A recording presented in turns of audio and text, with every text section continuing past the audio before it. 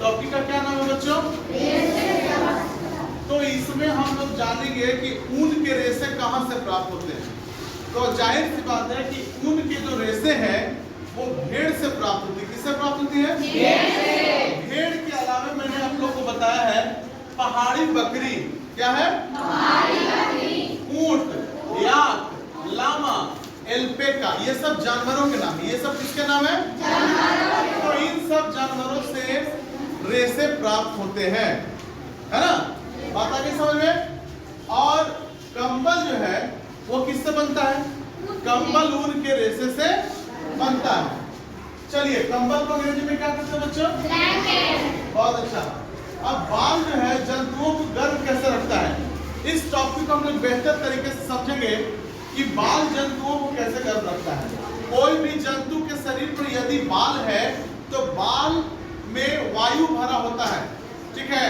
आप देख लीजिए खरगोश या कुत्तों के भी बाल होते हैं, लेकिन भेड़ के, एल्पेका के और जो पहाड़ी क्षेत्र की बकरियां होती हैं, जम्मू कश्मीर के पहाड़ी क्षेत्रों की जो अंगोरा, ये सब बकरियों की नस्लें हैं, तो वो जो बकरियां होती हैं उनके बाल काफी लंबे होते हैं और उस लंबे बाल में वायु भरी होती है। क्या होता है बच्चों? वायु।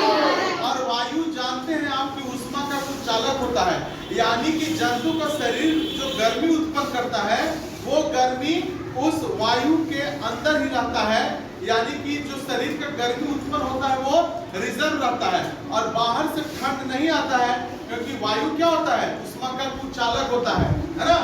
ऊष्मा का कंडक्टर नहीं होता है वायु, ठीक है? तो इस प्रकार से जंतु अपने शरीर को गर्म रखते हैं। उसके बाद जो है आप एक चीज और देखिए कि पश्मीना शॉल, एक क्वेश्चन है, इसको आप लोग लिख लीजिएगा कि पश्मीना शॉल कहां से प्राप्त होता है।